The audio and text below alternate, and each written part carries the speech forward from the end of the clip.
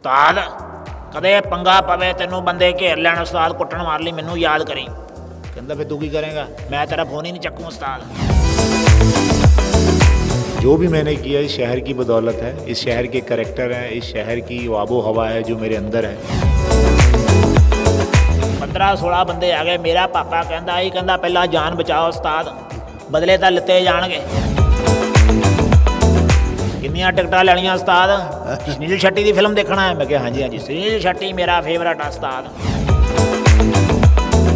शुरुआती दौर में कितनी आपको मशक्क़त उठानी पड़ी, कितनी मुश्किलों का सामना करना पड़ा आपको?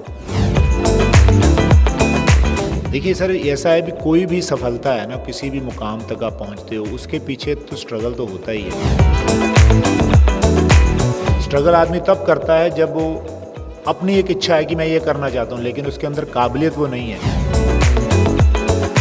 कहीं ना कहीं सोशल मीडिया ने हमें अकेला कर दिया। मतलब कि पहले की कॉमेडी में और अब की कॉमेडी में कितना फ़र्क कह सकते हैं हम? इसी थीम पर मेरा शो है VCR to PVR, 2 घंटे का 1 मैन शो है। 22 तारीख को है सैटरडे, गुरु नानक भवन। इस वक्त हमारे साथ जाने माने कॉमेडियन जसवंत सिंह मौजूद है। जसवंत सिंह का 22 तारीख को एक लुधियाना में प्रोग्राम होने जा रहा है, तो लुधियाना इनका आना हुआ तो हमारे साथ भी इन्होंने सोचा कि चलो एक इंटरव्यू करते हैं और डिस्कस करते हैं और बताते हैं कि इनका जो प्रोग्राम है वो क्या करने जा रहे हैं। जसवंत जी, आपका स्वागत है समर न्यूज़ में। जी जी, thank you sir, thank you so much. Jaswant ji, शुरुआत करते हैं पहले जो आपका प्रोग्राम होने जा रहा है जी, गुरु नानक भवन में, वो क्या प्रोग्राम है और कब होने जा रहा है और उस पर क्या करने जा रहे हैं आप और कौन कौन उस पर शामिल हो रहा है आपके साथ? जी उसमें बस शामिल तो आप लोगों की दुआएं हैं, बाकी मैं कॉमेडी करने जा रहा हूँ सर, क्योंकि मेरी शुरुआत लुधियाना से हुई है और इन्हीं गली मोहल्लों में मैंने वो चीज़ें सीखी हैं जिसे मैं मुंबई तक लेके गया। और laughter challenge, comedy circus, Kapil Sharma show, जो भी मैंने किया इस शहर की बदौलत है, इस शहर के करैक्टर हैं, इस शहर की आबो हवा है जो मेरे अंदर है। तो आजकल जैसे स्ट्रेस बढ़ा है तो स्टैंड अप कॉमेडी के शो भी होते हैं। अभी स्टैंड अप कॉमेडियन जो है फिल्म के हीरो से कम नहीं रहे। जी जी। तो फिर मुझे ऐसा लगा कि यार इधर उधर भागने की बजाय वही काम करूं मैं जिससे मेरी पहचान बनी थी। बैक टू बेसिक्स एक जो कहावत है। जी, जी। तो मैंने फिर अंतर अपना एनालिसिस करते हैं, सेल्फ एनालिसिस। तो मैं 1 साल से इस कंटेंट पे काम कर रहा हूँ और हल्का हल्का मैं स्टेज शो पे करता था। आपके आशीर्वाद से दुनिया भर में घूमा हूँ, लेकिन वहाँ पर मैंने एक चीज़ देखी कि लोग बैक टू बेसिक की जो भावना है पीछे मुड़ के देखना चाहते हैं। क्योंकि जो जितने भी विदेशों में लोग हैं या कहीं मुंबई में कहीं भी हम अपनी रोजी रोटी के लिए जाते हैं तो पुरानी चीज़ें ज़रूर डिस्कस करते हैं। यार वो दूरदर्शन का टाइम, वो जब सब इकट्ठे थे, वो जब पड़ोसी भी घरों का हिस्सा होते थे, आज घरों में ही कितने पड़ोसी बन गए। तो कहीं ना कहीं सोशल मीडिया ने हमें अकेला कर दिया। दुनिया है ना बहुत छोटी हो गई, लेकिन हम कहीं ना कहीं बहुत अकेले हो गए। तो इसी थीम पर मेरा शो है VCR to PVR, 2 घंटे का 1 मैन शो है और भी बहुत से सरप्राइज़ है। मुझे प्यार करने वाले कलाकार भी आएंगे उस दिन, बड़े ऑफिसर आएंगे और सबसे बड़ी बात तो लुधियाना की ऑडियंस के लिए वो शो है। तो यहाँ से मैं शुरू कर रहा हूँ। 22 तारीख को है सैटरडे, गुरु नानक भवन। और पंजाबी भवन में मैं प्ले करता था और छोटे छोटे रोल करता था। तो कई बार गाड़ियाँ वाड़ियाँ जाती थी अंदर, तो मैं अपने दोस्तों से पूछता ये किधर जा रही हैं? बोले गुरु नानक भवन में शो होते हैं। तो हम एक देखने गए तो हम डर रहे थे कि अंदर जाने देंगे या नहीं। बोले टिकट लगती है या कैसे। तो मैं सोच कर रहा था, तो हल्का सा मैंने दरवाज़ा खोला, मुझे याद है बहुत साल पहले, तो वहाँ स्टेज पे कुछ कार्यक्रम चल रहा था। तो मैंने सोचा यार मतलब लाइट पड़ रही है, स्पॉट उस दिन स्ट्रगल कर रहे थे, साइकिल होता था हमारे पास। तो देखते थे यार कभी हमें भी ऐसे लोग देखने आएंगे, स्पॉटलाइट पड़ेगी। बेशक मैं दुनिया भर में घूमा हूँ, बड़े बड़े शोज़ किए हैं, लेकिन उस शो में, उस स्टेज पे जो मैं करने जा रहा हूँ वो आप समझ सकते हैं मेरी फीलिंग कि एक बच्चे ने जो 15-20 साल पहले एक कल्पना ली थी कि यार मैं भी अपने शहर में यहाँ परफॉर्म करूँ, एक अच्छी सी स्पॉटलाइट मेरे पे पड़े, लोग मुझे देखें। वो देखो कितने साल लग गए, वो अब आई है बारी। तो मैं पूरा एक्साइटेड हूँ इसके लिए और बड़ा मुझे जोश भी है कि मैं अपने लुधियानवियों के लिए यहाँ पर कुछ कार्यक्रम करने जा रहा हूँ। शुरुआती दौर में कितनी आपको मशक्क़त उठानी पड़ी, कितनी मुश्किलों का सामना करना पड़ा आपको? देखिए सर, ऐसा है भी कोई भी सफलता है ना, किसी भी मुकाम तक आप पहुंचते हो उसके पीछे तो स्ट्रगल तो होता ही है। 2 चीज़ें होती हैं, स्ट्रगल और समर्पण। स्ट्रगल आदमी तब करता है जब वो अपनी एक इच्छा है कि मैं ये करना चाहता हूँ, लेकिन उसके अंदर काबिलियत वो नहीं है, लेकिन वो स्ट्रगल कर रहा है। कई लोग हार मान के बैठ जाते हैं, कई लोग लगे रहते हैं। तो 90% जब वो आदमी हार्डवर्क करता है तो 10% मुकद्दर होता है। तो ईश्वर भी सोचता है यार ये लगा हुआ इसको दो यार। एक तो वो है, एक होता है समर्पण, कि आप कुदरत ही है, जो आप कुदरत है आपको दे रही है, आप वैसे ही जी रहे हो, आप परवाह ही नहीं कर रहे किसी की उतार चढ़ाव की, कंपटीशन की। तो एक वो तरीका। मेरा जो समर्पण वाला मामला है, स्ट्रगल तो बहुत, अगर देखी जाए तो 2 किताबें लिख सकता हूँ मैं उस पर, लेकिन मैं ये मानता हूँ कि नहीं, वो स्ट्रगल नहीं है। उसमें मुझे कम से कम, मैं भगवान को उसका शुक्रिया अदा करता हूँ कि उसने मुझे वो चीज़ दी जो मैं करना चाहता था, है ना। तो इसीलिए मैं उसको स्ट्रगल नहीं मानता, अपनी जर्नी मानता हूँ। तो बहुत सी उसके अंदर किस्से कहानियाँ हैं जो मैं आने वाले दिनों में अपने कंटेंट लेके आऊँगा। ये एक तरीका जो है स्टैंड अप का, तो ये मैं इसीलिए करने जा रहा हूँ क्योंकि फिल्म एक बहुत बड़ा सब्जेक्ट है। फिल्में भी मेरी आ रही हैं, काम कर रहा हूँ, लेकिन फिल्म में 400 आदमियों की लगती है, फंड लगता है, वो चीज़ें मैं कहीं ना कहीं उसमें नौसिखिया हूँ। तो मैं क्रिएटिव हूँ, लेकिन वो एक कमर्शियल एरिया है। तो स्टैंड अप क्या है कि एक छोटी सी टीम चाहिए, आपके हाथ में माइक चाहिए और लोग चाहिए। ये तो मुझे आता है, इतने सालों से मैं कर रहा हूँ। तो मैंने कहा क्यों ना अपनी बात, अपने जज्बात मैं इस ढंग से रखूँ। तो इसीलिए मैंने ये इनिशिएटिव छोटा सा लिया है, मेरी और टीम ने, कि मैं यार इस पे करूं। और वो पूरी स्ट्रगल की कहानी, जैसा आपने पूछा, उसमें मेरी स्ट्रगल नहीं, हर एक आदमी उसमें कनेक्ट करेगा। हर एक आदमी जो आएगा उसको लगेगा कि मेरी कहानी है ये। जी जसवंत जी, कॉमेडी कितनी तरह की होती है, कितनी प्रकार कॉमेडी, क्योंकि लोगों को पता नहीं होता कि कॉमेडी बस हंसाना ही होता है, रुलाना होता है, क्या होता है, कॉमेडी होती कितनी प्रकार की, ये हम जानना चाहते हैं आपसे। कॉमेडी सर, जैसा कि मेरी जानकारी के हिसाब से जब मैंने शुरुआत की थी बचपन में, तो मैं सबसे पहले मैंने राजू श्रीवास्तव, जॉनी भाई, इनको देखा था। क्योंकि बेशक मैं पंजाब लुधियाना में रहता था, लेकिन फिल्मों के कारण मेरी हिंदी कॉमिक्स पढ़ता था, मेरी हिंदी अच्छी थी, तो मेरा फिल्मों की तरफ बड़ा झुकाव था। तो मैं इनके कैसेट ढूंढता था। उन दिनों में भगवंत मान, गुग्गी, चाचा रौनकी राम, जसविंदर भल्ला, इनके पंजाबी कैसेट आते थे। तो लेकिन मैं हिंदी ढूंढता था, मिमिक्री के, सुदेश भोंसले, जॉनी लीवर, राजू श्रीवास्तव। तो एक तो वो कॉमेडी थी कि आदमी मिमिक्री करता है ना, फिल्म स्टारों की, और आसपास की आपकी जो घटनाएं, कैरेक्टर, उनको पिरोता है अपनी आइटम में। फिर थोड़ा सा मैं कॉलेज गया तो मुझे फिर क्लासिकल कॉमेडी पता लगी कि ऋषिकेश मुखर्जी की फिल्मों में जो होती है टाइमिंग वाली, है ना, गोलमाल, उस टाइप की, चुपके चुपके। फिर थोड़ा और कॉलेज गया, थोड़ा ग्रोथ हुई, तो चार्ली चैपलिन को मैंने देखा, तो उसमें समझ आई कि यार एक म्यूट आदमी दुनिया को हंसा रहा है। फिर थोड़ा और डेवलप हुआ दिमाग, खुद टीवी पे आए तो दुनिया भर के कलाकारों से मिले, हर एक की अपनी अपनी शैली होती है। फिर मुझे पाकिस्तान की कॉमेडी पता लगी, जो थोड़ी द्विअर्थी होती है, थोड़ी वो खड़ी बोली के साथ करते हैं, लेकिन वो बड़े ह्यूमरस लोग होते हैं। लेकिन एंड ऑफ द डे मैं ये नतीजे पे पहुंचा हूँ कि कॉमेडी वो है जिसको परिवार बैठ के देख सके। आप वो कॉमेडी नहीं होती कि आप 11 बजे के बाद अकेले हंस रहे हो या सिर्फ दोस्तों के साथ शेयर कर रहे हो, 18+ वाली बात। तो मैं ये मानता हूँ कॉमेडी वो है जो सबको पसंद आए, और अगर मिमिक्री भी आप कर रहे हो, कुछ कटाक्ष भी कर रहे हो, जिसके लिए कर रहे हो वो भी क्लैपिंग करे, यार क्या बात है। अश्लीलता बहुत ज़्यादा है आज की जो कॉमेडी देखी जाए तो, अश्लीलता, उसके बारे में क्या कहेंगे आप? अश्लीलता तो सर शुरू से ही है। देखिए 80s 90s में जब फिल्में देखते थे तो यहाँ पे आरती सिनेमा में देखने आते थे। ये स्टैंडर्ड का तब थिएटर यही होता था, पीवीआर तो होते नहीं थे। तब रेखी या इधर कुछ 1-2 सिनेमा में केवल बालिगों के लिए वैसे भी पोस्टर लगे होते थे। तो उसकी भी एक ऑडियंस थी, लेकिन वो आपने देखना है भी क्या करना है, किधर जाना है। तो आजकल गाने भी अगर बनते हैं, कॉमेडी भी बनती है, वो क्या सस्ता तरीका है। सॉरी टू से, जो ये मैं बात जो कहने जा रहा हूँ, उसका कारण है कि यूथ के पास एनर्जी होती है, पैसा होता है, जो घरों से निकलते हैं कॉलेज बाहर, तो उसको ओरिएंट, मतलब उसको ध्यान में रख के उनको वैसी बातें की जाती है कि ऑडियंस आए। लेकिन जवान आदमी 5 साल ही रहता है, एक बात हमेशा याद रखना, उसके बाद जब वो बाप बन जाता है फिर वो चीज़ नहीं करता। तो इसीलिए लंबा काम करो। आज अगर बड़े बड़े सुपरस्टार शाहरुख खान साहब या दिलजीत दोसांझ की बात करें, ये इनके कॉन्सर्ट होते हैं, इनकी फिल्में होती हैं, इनमें दोनों में एक कॉमन बात है, फैमिली ओरिएंटेड फिल्में बनाते हैं। तो जब परिवार इकट्ठा होगा ना, तो फिर ही आपकी बात बनेगी। तो अश्लीलता क्या है, हमारी उस्ताद जी हमारे कहते थे कि जब 2 आदमी बहस करते हैं किसी विषय पे, तो जब अंदर से वो शब्द खत्म हो जाते हैं, विचार खत्म हो जाते हैं, तो फिर आदमी गाली पे आ जाता है। तो उससे बचना चाहिए, चाहे वो नॉर्मल बातचीत हो, चाहे कॉमेडी हो, वो काम करो जो सदा बाहर रहे, देवानंद की तरह। आजकल हंसाना मुश्किल नहीं है, क्योंकि लोग स्ट्रेस जाता है।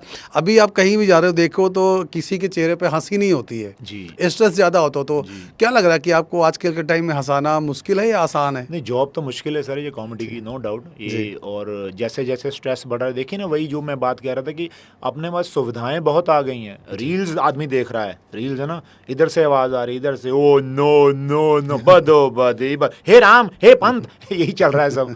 लेकिन आदमी के चेहरे पे वो खुशी नहीं है जो दूरदर्शन के ज़माने में होती जी थी। जी जी। पहले क्या था, सुविधाएं कम थी, वो यादें, अरे यार देखो, अब मैं छोटी सी बात करता हूँ, 20 साल पहले हमारे मोहल्ले में कहीं वीसीआर लगता तो बिना जात पात भेदभाव के लोग अंदर घुस जाते थे। जी सब देखते थे इकट्ठे बैठ के, कोई नीचे को ऊंच नीच नहीं, चाय बनती सबके लिए बनती, और लोग स्पेशल इनविटेशन देने जाते थे, बहन जी हमारे पास वीसीआर लगने आना है ना, टीवी, मतलब वो चीज़ें खत्म हो गई। बड़ा अजीब अजब, मतलब अजीब सा होता था उस समय का टाइम ना।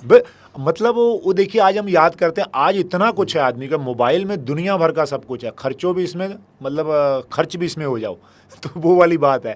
लेकिन कहीं ना कहीं क्या है कि चैलेंज बढ़ता है तो मज़ा आता है, अच्छी बात है। लेकिन मुझे इस काम में कम से कम 20 साल से ऊपर हो गए, तो उस्तादों की बदौलत मुझे इतना तो पता है कि किस ढंग से आदमी को हंसाना है। बेसिकली कॉमेडी क्या है, मनोविज्ञान है, आपको साइकी समझनी पड़ती है कि ये आदमी किस पे आप पे हंसेगा। ठीक है, गरीब आदमी के सामने अंबानी स्टाइल बात करो, उसको समझ में नहीं आएगी। अंबानी को गरीब आदमी की बात भी समझ आएगी, क्योंकि उसका मजदूर से पाला पड़ता है जी। तो ये थोड़ी समझ वाली बात है कि कैसी कहाँ पे आपने वो बात करनी है, तो मज़ा आता है। तो मैं ये चाहता हूँ कि बाकी वो 22 जून को पता चलेगा जो मैंने कंटेंट तैयार किया है। अभी थोड़ा थोड़ा कहीं पे जा रहा हूँ, लोगों से मिल रहा हूँ, जब मैं ये बात करता हूँ तो बड़े एक्साइटेड होते हैं, अरे यार हाँ, ये इस पे तो कभी किसी ने बात ही नहीं की। तो मतलब कि पहले की कॉमेडी में और अब की कॉमेडी में कितना फ़र्क कह सकते हैं हम? फ़र्क तो आता है सर। देखिए, जब हमने शुरू किया था, लाफ्टर चैलेंज को देख के हम कॉलेज में पढ़ते थे तो सोचते थे यार हमारी रोज़ी रोटी चल जाएगी, मतलब कोट पैंट पहन के आते थे माइक लेके। तो उससे पहले पंजाब में सिंगर के साथ कॉमेडियन जाता था, उसको सांस दिलाने का काम करता था कि उसने 1 घंटा गाया, तो साइड पे बैठ गया तो कॉमेडियन आ गया, तो उसका रेट भी उतना ही होता था, तो वो बेचारा आता भी बस में था वो। तो धीरे धीरे जब लाफ्टर चैलेंज आया तो लोगों को लगा नहीं यार, ये तो नेशनल लेवल पे एक चीज़ है, मतलब जहाँ पे आदमी थोड़ा सूटड़ बूटड़ होके आता है, हंसाता है। तो देखो, फिर लोगों को लगा यार ये कॉमेडियन है, उसको बुलाओ। फिर कॉमेडी सर्कस आ गए, फिर मतलब गेटअप में लोग आने लगे, सुनील ग्रोवर टाइप, वो औरत बन के कुछ बन के वैसा होने लग गया। अभी आ गया यूथ अपना ये यूथ यूट्यूब पर, वो हर तरह का अपना अपना ऑडियंस लेके कॉमेडी कर रहे हैं, तो वो वायरल हो रहे हैं, लोगों को लगता है यही कॉमेडी है ना। तो ये चेंज होती रहती है। लेकिन आपने देखना है कि मैंने क्या परोसना है। वही है कि मुझे किसी ने पूछा, कहना आप द्व्यर्थी नहीं करते, मैं कहा नहीं, कभी नहीं करूँगा, मैं हलवाई की दुकान खोल लूँगा अपनी पुरानी, ये काम नहीं करूँगा। तो बोले कि आपको इतना कॉन्फिडेंस कैसे? मैं कहा मेरी मेहनत, मेरा तजुर्बा, मेरे उस्ताद लोग। वो कहावत है कि जब बाज़ार में मूँगफली आती है ना 2-3 महीने, ऐसा लगता है मूँगफली है गरीबों के बादाम, लेकिन बादाम का रेट कम नहीं होते, रेट वही होते हैं। रेट वही होता है, क्योंकि वो सारा साल चलता है। तो आपने लाइफ में ये देखना है कि मुझे सीजनल बनना है कि सदाबहार बनना है, ये आपको तय करना पड़ेगा। आज यूथ अगर चाहे कि वो कॉमेडियन बनना चाहे, कॉमेडी बने, तो उसके लिए क्या करना चाहिए उसको? कैसे वो अपना करियर बना सकता है कॉमेडियन में जाके? बिल्कुल बना सकता है। देखिए, ये पहली बात तो ये है कि आपके अंदर सेंस ऑफ ह्यूमर होना चाहिए, खुद पे पहले हंसो, है ना। आपका एक तजर्बा होना चाहिए 10-12 साल का। मैं ये मानता हूँ कि अगर आपके अंदर मिमिक्री का या हंसाने का टैलेंट है, उसके बाद आपको, जैसे डॉक्टर वकील को 10,000 घंटे लगते हैं ना किसी चीज़ में मास्टर बनने में, वैसे ही स्टैंड अप कॉमेडियन भी आदमी बन सकता है अगर उसके अंदर है। लेकिन उसको तजर्बे चाहिए, स्टेज शो चाहिए, लोगों से मिलना होगा, आम रूट्स में जाना होगा। तो जितना उसके पास कंटेंट, कैरेक्टर, साइकोलॉजिकली होगी, उसकी शार्प होगी उसका मनोविज्ञान, तो उतना ही अच्छा वो कॉमेडियन बनेगा, मेरा जो मानना है। क्योंकि मेरे जो लिंक में जितने उस्ताद लोग हैं वो सब इंटेलिजेंट लोग हैं, किताबें पढ़ने वाले हैं, बड़े सिंसियर लोग हैं आपकी तरह। जसवंत जी, आज तक बात करें तो आप तक जो है आपने कितने कॉमेडी शो कर चुके हैं? मैं सर, मेरी शुरुआत हंसदे सांदरों से हुई थी, पहला पंजाब का शो जिसका मैं विनर था।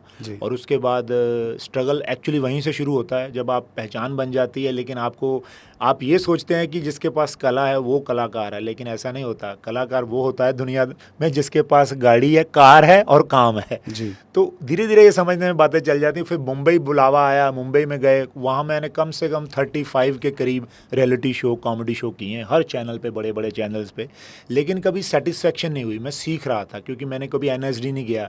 मेरा बड़ा सपना था थिएटर करने का, कि मैं FTI, नसीरुद्दीन शाह, ओमपुरी, इनको देखता था कि मैं भी अपने आप को निखारूं।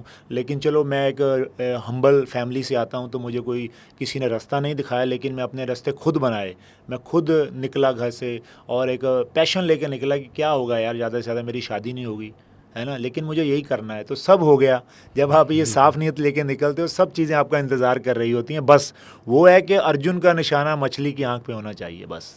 आज तक कौन से ऐसे कॉमेडियन के साथ आपने काम किया जहाँ पे आपको तसल्ली मिली हो कि हाँ यार ये कॉमेडियन बहुत अच्छा है और इससे मुझे बहुत कुछ मिला है? जी, बहुत कुछ। जैसे हमारे पहले तो मैं जब कैसेट सुनता था, मैं गुग्गी पाजी, हमारे गुरप्रीत गुग्गी, उनकी जो कॉमेडी है बड़ी संजीदा, बड़ी इंटेलेक्चुअल बात करते हैं, और पायदार जिसको बोलते हैं वो कॉमेडी करते हैं। भगवंत पाजी, उनका जो लेवल था क्रिकेट को या स्पोर्ट्स को लेके या पॉलिटिशियंस को लेके, उनका जो सटायर करने का तरीका वो बड़ा शानदार है। और मेरे गुरु चाचा रौनकी राम, जिन्होंने रौनक मेला दूरदर्शन से स्टार्ट किया था, जिनके सब ये चेले हैं, तो वो मेरे गुरु हैं। तो उनका जो सेंस ऑफ ह्यूमर है, बात से बात निकालना, पहले सुनो, कॉमेडी का मतलब पहले सुनो, ये नहीं कि अपना बोलना है, पहले सुनना सीखो। पहले सुनते हैं, वो बात से बात निकालता, इसके लिए आपको टाइम चाहिए। उनसे बड़ा मज़ा बड़ा कुछ सीखा मैंने। फिर मैं मुंबई गया, सुदेश लहरी साहब देखा, वो पैरोडी में कैसे हंसाते हैं। कपिल शर्मा है, वो कैसे स्पॉन्टेनिटी, मतलब कैसे हाजिर जवाबी आपकी होनी चाहिए, है ना। तो हर बंदा, राजू श्रीवास्तव, कि वो जब अपना स्टैंड अप करते तो ऐसा लगता था कि फिल्म चल रही है, कि एक मतलब नाट्य चल रहा है। तो हर एक बंदे के पास अपनी शैली है जिसने अपनी ज़िंदगी में मेहनत की है। तो जॉनी लीवर साहब, आज तक मतलब 60+ उनकी एज है, अभी भी अब वो ऐसा लगता है कि 15-20 साल का लौंडा को स्टेज पे परफॉर्म कर रहा है। तो वो एनर्जी, तो सबके पास कुछ ना कुछ होता है, आपको झुक के लेना चाहिए और सबको प्रणाम करना चाहिए। और राजेश खन्ना जी की लाइन है ना गाने की, दुनिया में रहना है तो काम कर प्यारे, हाथ जोड़ सबको सलाम कर प्यारे। एक और कि आज तक आपने कितनी मूवी में काम कर चुके हैं और कौन कौन सी मूवी जस्ट आपकी आने वाली है? जी, मैं 8 फिल्में मेरी पंजाबी रिलीज़ हो चुकी हैं। लेटेस्ट थी कुलचे छोले, जिसमें मेरा बहुत अच्छा रोल था, वो जल्दी OTT पे भी आएगी। ब्याह 70 किलोमीटर पहली फिल्म थी। और 2 फिल्में मेरी बॉलीवुड की अभी आ रही हैं, डायल के for kidnapping, Chetan Singh director हैं, और एक बहुत बड़े बैनर की फिल्म है, राज शांडिल्या ड्रीम गर्ल के डायरेक्टर। फिल्म का नाम है विक्की विद्या का वो वाला वीडियो। जी। तो राजकुमार राव उसके हीरो हैं, वो भी अभी 11 अक्टूबर को रिलीज़ होगी। और इसके अलावा 3 पंजाबी फिल्में हैं, रेडुआ रिटर्न्स, खली साहब हैं उसमें, योगराज सिंह, गुरप्रीत गुग्गी, बहुत बड़ी स्टार कास्ट है, बहुत अच्छी फिल्म है वो है। गुग्गी पाजी की होम प्रोडक्शन फिल्म है फरलो पंजाबी, उसमें मेरा बड़ा इंपॉर्टेंट रोल है। और इसके अलावा एक अन्य वाह फिल्म है, बहुत से मजाहिया कलाकार हैं पंजाब के। तो इस तरह 5-7 फिल्में हैं जो इस साल आएंगी। तो बाकी आपकी आशीर्वाद से और भी ऑफ़र्स हैं। तो फ़िलहाल मेरा फोकस ये स्टैंड अप की तरफ है कि इसको मैं अपनी जो मेरी ऑडियंस है बिखरी हुई पूरी दुनिया में, उसको मैं इकट्ठा करना शुरू करूं और फिर आगे बढ़ूं। एक छोटा सा कोई कॉमेडी का कोई पॉइंट हो जो आपको बहुत पसंद हो, हाँ जी, तो दर्शकों को अपने सुना दें। जी, जैसे कैरेक्टर लुधियाना में मैं बैठा हूँ, लुधियाना में पंजाबी में चलेगा? जी जी। पंजाबी में बेसिकली कैरेक्टर में हिंदी पंजाबी मिक्स सुना देता हूँ ताकि आपकी ऑडियंस हिंदी है। तो वो हिंदी पंजाबी दोनों है ना, ठीक है, मुझे हिंदी है इस करके ओके। तो कैरेक्टर है मेरा वो लुधियाना का, मैं इसीलिए उसकी बात की। मेरा कैरेक्टर है एक दोस्त बित्तर बादशाह। तो कैसे कैरेक्टर होते हैं ना, जैसे पंजाबी में बोलते हैं, कहता आपको बोलेगा, उस्ताद कदे पंगा पवे तेनू बंदे घेर लैन, उस्ताद कुट्टण मार ली मैनू याद करी। कहता फिर तू की करेगा, मैं तेरा फोन ही नहीं चक्कू उस्ताद। कहता राती शंगार सिनेमे को पंगा पै गया बाबा, 15-16 बंदे आ गए। मेरा पापा कहता ही कहता पहला जान बचाओ उस्ताद, बदले तो लिते जाणगे। उन्हें मेरे भरावा कट मारे इत्थे उस्ताद, मैं रोया नहीं, देख लो बाबा घरे जाके रोया। ये ऐसा करेक्टर है, मतलब करेक्टर का मैं लेस ज़्यादा है। तो ये मुझे मिला था चांद सिनेमे में, विनाशक फिल्म देखने गया था मैं। तो हम लगे हुए लाइन पे, पीछे से आया पहली बार, चल लग गए उस्ताद, ओए भैया धक्के ना मार तेरे, ओए चंडा पैणियां बाबा। मैनू कहता, मैं क्या किन्नियां टिकटां लैणियां उस्ताद, सुनील शेट्टी की फिल्म देखना है? मैं क्या हाँ जी सुनील शेट्टी मेरा फेवरेट है उस्ताद, शाहरुख शुरू सलमान तावें कुड़ियां पिछे भजे रहिंदे बाबा, सुनील शेट्टी वधिया भरावा, खुराक खा के बंदे बुंदे कुटदा घैंट, मेरा सुनील शेट्टी आ देख मैं भी बॉडी बनाई है। मैं कहा तेरी बॉडी है तो नहीं, उन्हें स्टार्ट आ पहला दिन आए जिम, अजे खली पई आ मड़ी जी देख लै। तो मैं कहा ठीक है। तो कदे तेरा उस्ताद पंगा पवे किसी ने तेन मुंडे मंडे घेर लैन, मेरा नंबर लिख, PP नंबर है, एक घर छड्ड के मतलब परले पासे, जे तेन ना बुलावे, जे तेन मेरा सुनिया ना देवे, मैं देखी इट्टा मारदा उन्होंने, नंबर लिख मेरा उस्ताद। मैं नंबर लिख लिया। मैं अपने दोस्त को कहा, मैं कहा यार ये बंदा काम दा, लड़ाई उन्होंने दिनों चाहिए दिमाग होंदा ना स्कूल च बच्चे पंगा पैन इदां दे बंदे ना यारी बना के रखो। तो मैं नंबर लिख लिया। अच्छा उस्ताद आ जिम जड़ा थिएटर वाला नहीं, चांद सिनेमे वाला, ये भी अपना चेला ही आ बाबा, ਇਹਨੂੰ भी एक बार बंदियां ने घेर लिया सी ते मैनू ही बुलाया ने, फिर मैं ਇਹਦੀ जान बचाई। किन्नियां टिकटां किन्नियां जानियां तू? मैं कहा लै भी ਜਿਹੜੇ पैसे बच जाणगे ਇਹਦਾ ਤਾਂ चेला आ। मैं कहा भाजी 2 ਲੈਣੀਆਂ, ਇੱਕ मेरी भी ले ली। ਉਹਦੀ ਵੀ ਟਿਕਟ ਲੈਣੀ ਪਈ। ਉਹਨਾਂ ਦਿਨਾਂ 'ਚ 10-10 रुपए ਹੁੰਦੇ ਸੀਗੇ। ਜਦੋਂ अंदर गए, आजकल तो PVR आ गया ना, बाकायदा टिकट होती है, नंबर लिखा होता है G13 L20, वो अलग बात है, अंदर जाओ तो पूरा हॉल ही खाली होते, कहीं बैठ जाओ। कहीं बैठ पहले होता था मतलब सीट मलकनी पैंदी ਸੀ ਪਹਿਲਾਂ, अंदर जाओ बंदा ओ तेरी आ जाओ, ਓਏ ਸ਼ਿੰਦੇ ਆ ਜਾਓ, ਬੈਠੋ ਛੱਪੜ ਰੱਖ ਦੋ, ਬੈਠਾ ਇੱਥੇ ਓਏ ਯਾਰ। ਤੇ ਬੰਦਾ ਕਈ ਵਾਰੀ ਜੋੜਾ ਆਂਦਾ ਸੀਗਾ, ਉਹ ਅੰਦਰ ਨਾਲ ਧੱਕਾ ਵੱਜਦਾ, ਬੰਦਾ ਕਿਸੇ ਹੋਰ ਜਨਾਨੀ ਨਾਲ ਬੈਠਾ ਹੁੰਦਾ, ਜਨਾਨੀ ਕਿਸੇ ਹੋਰ ਬੰਦੇ ਨਾਲ ਬੈਠੀ ਹੁੰਦੀ ਤੇ ਇੱਦਾਂ ਦਾ ਮਾਹੌਲ ਹੁੰਦਾ। ਸੋ ਇਹੀ ਗੱਲਾਂ ਬਾਤਾਂ ਸਾਰੀਆਂ ਮੇਰੇ ਸ਼ੋਅ 'ਚ ਹੈ ਜੀ, VCR to PVR। ਸਾਰਾ ਕੁਝ ਬਿਲਕੁਲ ਜੀ। ਇਹ ਸੀ ਮਸ਼ਹੂਰ ਕਮੇਡੀਅਨ ਜਸਵੰਤ ਸਿੰਘ ਜੀ। ਇਹਨਾਂ ਦਾ ਜਿਹੜਾ ਹੈ ਕਿ 22 ਜੂਨ ਨੂੰ ਇੱਕ ਪ੍ਰੋਗਰਾਮ ਹੈ ਲੁਧਿਆਣਾ ਵਿੱਚ, ਹੈ ਗੁਰੂ ਨਾਨਕ ਭਵਨ 'ਚ, ਤੇ ਤੁਸੀਂ ਵੀ ਜ਼ਰੂਰ ਦੇਖਿਓ ਜੀ। ਇਹਨਾਂ ਜਿਹੜਾ ਕਮੇਡੀਅਨ ਦਾ ਜਿਹੜਾ ਹੈ ਕਮੇਡੀ ਦਾ ਲੁਤਫ ਉਠਾਓ ਜੀ। Thank you. ਇਹਦੀਆਂ ਜਿਹੜੀਆਂ ਟਿਕਟਸ ਆ ਬੁੱਕ ਮਾਈ ਸ਼ੋਅ 'ਤੇ ਹੀ ਅਵੇਲੇਬਲ ਹੈ, ਪਲੀਜ਼ ਬੁੱਕ ਕਰੋ ਤੇ ਆਪਣੀ ਸੀਟ ਰਿਜ਼ਰਵ ਕਰੋ ਤੇ ਆਓ। ਫਿਰ 22 ਜੂਨ ਨੂੰ ਮਿਲਦੇ ਆ ਸਰ, ਤੁਸੀਂ ਵੀ ਆਇਓ ਪਲੀਜ਼, ਜੀ। ਤੁਸੀਂ ਵੀ ਆਪਣੀ ਟੀਮ ਨਾਲ ਆਓ, ਤੁਹਾਨੂੰ ਯੂ ਵਿਲ ਇੰਜੋਏ ਇਟ।